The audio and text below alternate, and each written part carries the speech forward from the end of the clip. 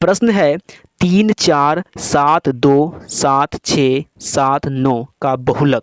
ठीक है, इसका बहुलक निकालना है। तो दोस्तों बहुलक बराबर फॉर्मूला क्या होता है? तो दोस्तों बहुलक बराबर फॉर्मूला होता है अधिकतम बार आई संख्या, अधिकतम बार आई संख्या। दोस्तों आप इन संख्याओं को ध्यान से देखेंगे, कौन सी संख्या अधिक बार आई है, आपका आंसर आ जाएगा। तो दोस्तों यदि हम ध्यान से देखें तो 7 जो है यहाँ पे सबसे अधिक बार आई है, तो आपका आंसर हो गया 7। बहुत इजी है बहुलक निकालना। बहुलक बराबर फॉर्मूला क्या होता है? अधिकतम बार आई संख्या। दोस्तों नेक्स्ट प्रश्न जो आपके सामने है, प्रश्न कह रहा है यदि किसी बारंबारता सारणी का माध्य 27 एवं माध्यक 33 हो तो बहुलक निकाले। ठीक है, आपको इस प्रश्न में माध्य दे दिया है, माध्यक दे दिया है और आपसे बहुलक पूछा है। इस प्रश्न में यदि हम देखें तो यहाँ पे हम लिखेंगे हल। आपको क्या क्या दिया है? तो दोस्तों यहाँ पे हमें दिया है माध्य बराबर 27, माध्यक बराबर 33, बहुलक बराबर वाट। दोस्तों पिछले प्रश्न में हम देखें कि बहुलक बराबर होता है अधिकतम बार आई संख्या, जो संख्या अधिक बार आती है वही बहुलक हो जाता है, लेकिन इस प्रश्न में कुछ ऐसा नहीं दिख रहा है। तो दोस्तों हम आपको बता दें, जब आपको माध्यक दिया हो तो बहुलक बराबर एक नया फॉर्मूला आपके सामने आ जाता है, जो आपके एग्जाम में इस फॉर्मूले से ऑब्जेक्टिव बार बार पूछ दिए जाते हैं। दोस्तों फॉर्मूला क्या बन जाता है कि बहुलक बराबर 3 गुना माध्यक माइनस 2 माध्य, ये फॉर्मूला बन जाता है। दोस्तों इसे ऐसे भी बोल सकते हैं कि माध्यक का 3 गुना और माध्य का 2 गुना, माध्यक का 3 गुना, माध्य का 2 गुना का जो अंतर होता है ना, वो अंतर कहलाता है बहुलक। अंतर मतलब घटा। तो दोस्तों अब आप समझ गए होंगे। तो माध्य बराबर ये आपका दूसरा फॉर्मूला हो गया अवर्गीकृत आंकड़ा में। पहला फॉर्मूला अधिकतम बार आई संख्या, दूसरा फॉर्मूला हो गया बहुलक बराबर क्या आपका कि 3 गुना माध्यक माइनस 2 गुना माध्य। बस अब आपको कुछ नहीं करना है। देखिए माध्यक दिया है 33, तो यहाँ पे लिखेंगे 33, 3 गुना 33 हो गया। आगे आपको माध्य दिया है 27, तो 2 गुना माध्य यानी 27। यदि आप इसे हल करेंगे 33 गुना 3 करेंगे 99 होगा, और 27 गुना 2 करेंगे 54 होगा। आप यदि इसे घटा लेंगे तो आपका आंसर 45 आ जाएगा, जो इस प्रश्न का सही जवाब होगा। वर्गीकृत आंकड़ों का बहुलक निकालना भी आसान है। यहाँ देखिए वर्ग अंतराल आपको दिया हुआ है, आप वर्ग अंतराल को एक बार अच्छे से देख सकते हैं, और बारंबारता आपको यहाँ पे दिया हुआ है। ठीक है, चलिए हम डायरेक्ट इसे बनाने की बात करते हैं। तो दोस्तों आपको बहुलक में क्या करना होता है, कोई भी सारणी नहीं बनाना पड़ता है। ठीक है, इसमें कोई भी सारणी नहीं बनाना पड़ता है, बस आपको क्या करना होता है, ध्यान से देखिए। जो आपका वर्ग अंतराल दिया गया है और बारंबारता दिया हुआ रहता है सवाल में, आपको ध्यान से देखना है बारंबारता को। ठीक है, और इसमें ना हमें पता करना होता है बहुलक वर्ग क्या है। तो दोस्तों बहुलक वर्ग यहाँ पे ध्यान दीजिए, बहुलक वर्ग कितना है 95 से 100, 95 से 100 आपका बहुलक वर्ग है। क्यों?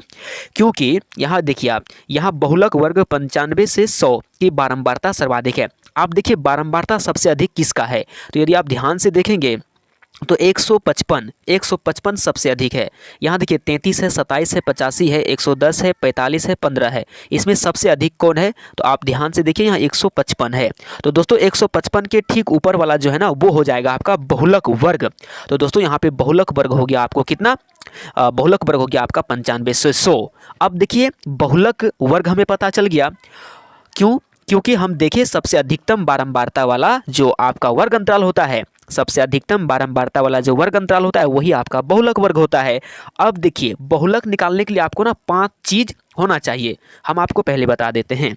जो आपका बहुलक वर्ग है ना, ये हो जाएगा बहुलक वर्ग के सामने वाला जो है ना, ये हो जाएगा आपका f। क्या हो जाएगा? f हो जाएगा, यानी बहुलक वर्ग की जो बारंबारता है उसको f बोलते हैं। इस f से ठीक पहले जो है इसे बोलेंगे f0। क्या बोलेंगे? f0। ठीक है, और इस f देखिए ये जो है आपका बहुलक वर्ग, इसे आप f1 बोलेंगे। ठीक है, f1 बोलते हैं इसको, और f1 से ठीक पहले f0 और f1 के बाद f2 हो जाएगा। क्या हो जाएगा? f2 हो जाएगा। ये रहा आपका f2। तो दोस्तों f2 का मान हो गया 110, f0 का मान हो गया 85 और f1 का मान हो गया कितना? 155। आप एक बार फिर से समझ सकते हैं, सबसे जो अधिक बारंबारता है ना, वो हो जाएगा सबसे अधिक बारंबारता वाला वर्ग अंतराल बहुलक वर्ग हो जाएगा। बहुलक वर्ग के सामने वाला F1 हो जाएगा, F1 से ठीक पीछे F0 हो जाएगा और F1 के ठीक बाद F2 हो जाएगा। ठीक है, और आपको जो बहुलक वर्ग है ना, बहुलक वर्ग 95 से 100, इसके जो शुरू वाला है इसको L बोलते हैं, आपको पता है निम्न सीमा को L बोलते हैं, और इसके बीच में जो गैप है उसको H बोलते हैं, यानी H, L, F0, F1 और F2 आपको पता चल गया। 5 चीज़ निकालना होता है। चलिए अब आगे बढ़ते हैं। तो दोस्तों यहाँ से देखिए पांचों चीज को यहाँ पे लिखा गया है। तो दोस्तों L का मान जो है बहुलक वर्ग का निम्न सीमा, L बराबर 95 बहुलक वर्ग की निम्न सीमा, और F1 155 अभी हम आपको बताए थे बहुलक वर्ग की बारंबारता को बोलते हैं F1, और F0 F1 के ठीक पहले की बारंबारता, F1 के ठीक पहले की बारंबारता हम अभी आपको ऊपर में बताए थे 85, और F2 110 था, F1 के ठीक बाद की बारंबारता। एक बार आप यहाँ पे फिर से समझ लीजिए, जो आपका ये है, ठीक है, ये हो जाएगा आपका F1, ठीक है, बहुलक वर्ग की जो बारंबारता है वो F1, इससे ठीक पहले 85 F0 हो जाएगा, इसके ठीक बाद F2 हो जाएगा 110। बस यही यहाँ पे लिखा गया है। ठीक है, आप एक बार यहाँ पे देख सकते हैं। देखिए F2 110 और H मतलब इस बहुलक वर्ग का गैप कितना है, तो बीच में गैप 5 का है, तो H 5 हो गया। तो दोस्तों ये 5 चीज़ निकल गया। बहुलक वर्ग का अंतर होता है H, ठीक है, अंतर, इसके बीच में अंतर कितना है, 5 का है। बस अब यहाँ से आप बहुलक निकाल सकते हैं। बहुलक निकालने का बस एक ही फॉर्मूला होता है वर्गीकृत आंकड़ा में, बस आपको एक टाइप पता होना चाहिए, एक ही विधि भी है। देखिए बहुलक वर्ग बराबर बहुलक बराबर फॉर्मूला क्या होता है दोस्तों, बहुलक बराबर फॉर्मूला होता है L plus F1 minus F0 बटे 2F1 minus F0 minus F2 गुना H। बस यहाँ पे सबका मान उठा के रख देना है दोस्तों। L का मान 95 रख दिए, F1 का मान 155 माइनस F0 का मान 85, उसके बाद 2 गुना F1 का मान 155 यहाँ पे लिख दिए, उसके बाद F0 का मान 85 और F2 का मान 110 और गुना H 5। बस यदि आप इसे सॉल्व करेंगे, आपको पता है बोर्ड मास का रूल यहाँ पे लगेगा, और इसको सॉल्व करने के बाद आपका जो आंसर आ जाएगा वो आंसर हो जाएगा आपका कितना, तो आप यहाँ पे ध्यान से देख लीजिए, आपका आंसर आ जाएगा बहुलक बराबर 98.04 आपका आंसर होगा। तो दोस्तों उम्मीद करते हैं कि आज का वीडियो आपको बहुत ही अच्छा लगा होगा। तो दोस्तों कमेंट में ज़रूर बताइएगा कि कैसा लगा। तो मिलते हैं नेक्स्ट वीडियो में, तब तक के लिए बाय बाय।